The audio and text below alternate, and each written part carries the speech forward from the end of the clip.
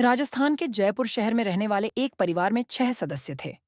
रमेश, उसकी पत्नी सविता, उनके 2 बच्चे अंजलि और राहुल, और रमेश के माता पिता राजेश और सुमन। यह परिवार खुशहाल और संपन्न था। लेकिन एक दिन रमेश के पिता राजेश को अचानक तेज बुखार और खांसी होने लगी। परिवार ने तुरंत उसे शहर के सबसे पुराने अस्पताल, जयपुर सेंट्रल अस्पताल, ले जाने का फैसला किया। जयपुर सेंट्रल अस्पताल की स्थापना 1940 के दशक में हुई थी और इसे कई सालों से भूतिया माना जाता था। इस अस्पताल में कई रहस्यमयी घटनाएं घट चुकी थीं, लेकिन रमेश का परिवार इस सब पर विश्वास नहीं करता था। वे बस अपने पिता की जान बचाने के लिए चिंतित थे। अस्पताल पहुंचने पर उन्होंने देखा कि अस्पताल की इमारत पुरानी और जर्जर थी। दीवारों पर पेंट उखड़ चुका था और खिड़कियों पर मकड़ियों के जाले थे। अस्पताल का माहौल बहुत ही भयावह था। वे सभी चिंतित होकर अंदर दाखिल हुए। रिसेप्शन पर बैठी नर्स ने उन्हें बताया कि डॉक्टर थोड़ी देर में आ जाएंगे और तब तक वे वेटिंग एरिया में बैठ सकते हैं। वेटिंग एरिया में पहुंचते ही सविता ने महसूस किया कि यहाँ का माहौल कुछ अजीब है। उसने रमेश से कहा, मुझे यहाँ कुछ ठीक नहीं लग रहा। ये अस्पताल बहुत अजीब है। रमेश ने उसे शांत करने की कोशिश की। यह बस तुम्हारा भ्रम है। हम यहाँ अपने पिताजी के इलाज के लिए आए हैं, न कि इन सब बातों पर ध्यान देने के लिए। थोड़ी देर बाद डॉक्टर ने राजेश को देखने के लिए बुलाया। डॉक्टर ने उन्हें बताया कि राजेश को एडमिट करना होगा और पूरी रात ऑब्जर्वेशन में रखना होगा। उन्होंने एक प्राइवेट रूम में शिफ्ट कर दिया और परिवार को भी साथ रहने की अनुमति दी। रात के समय अस्पताल के उस पुराने हिस्से में अजीब घटनाएं होने लगीं। पहले तो लाइट्स झपकने लगीं और अचानक से बंद हो गईं।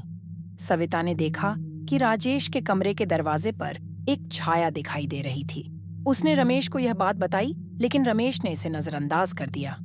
रात के करीब 1 बजे अंजलि और राहुल को प्यास लगी तो वे दोनों अस्पताल के कॉरिडोर में निकल पड़े। चलते चलते उन्होंने महसूस किया कि उनके पीछे कोई चल रहा है।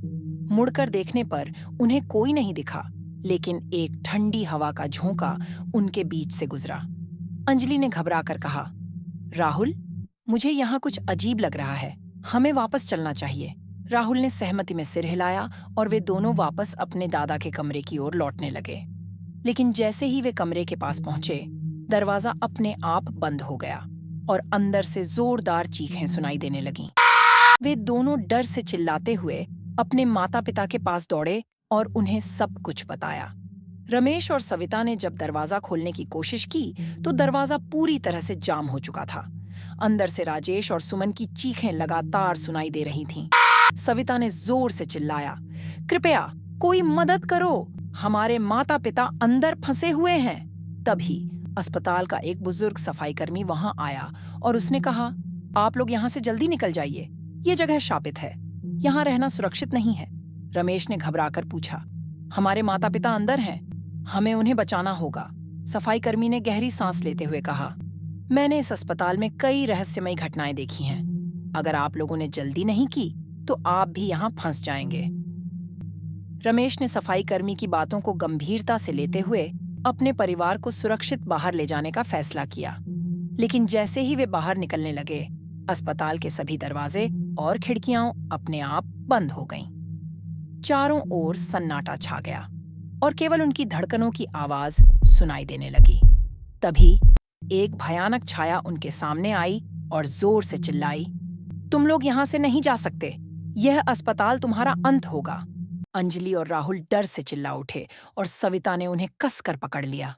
रमेश ने हिम्मत जुटाकर उस छाया से लड़ने की कोशिश की, लेकिन जैसे ही उसने आगे बढ़ने की कोशिश की, वह छाया गायब हो गई और अचानक से चारों ओर अंधेरा छा गया।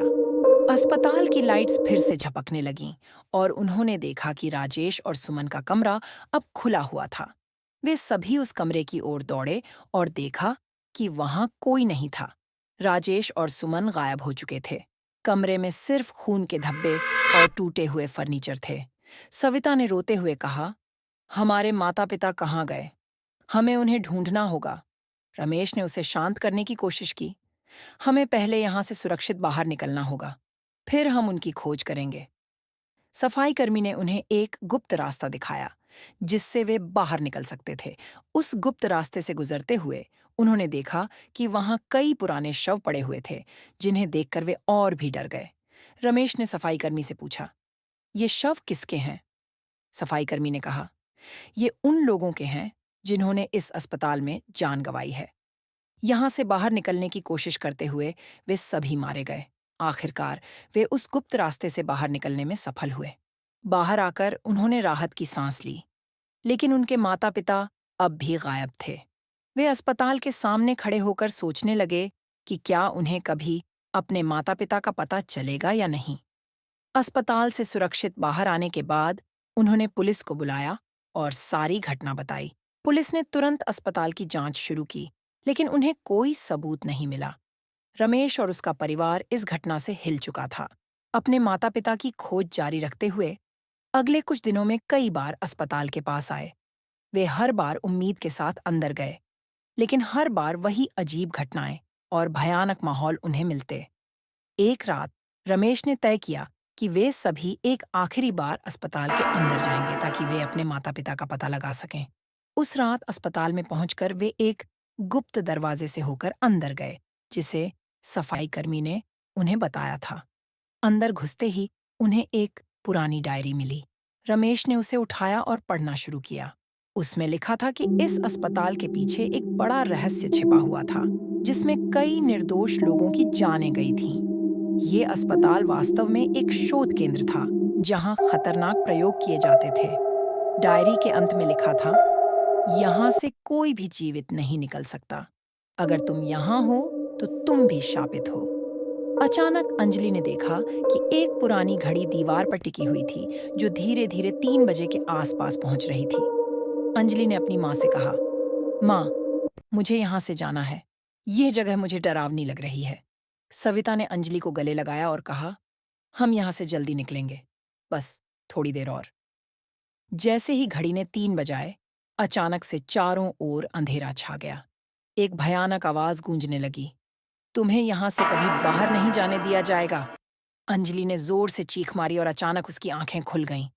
वह अपने कमरे में अपने बिस्तर पर थी, उसकी माँ उसके पास बैठी हुई थी।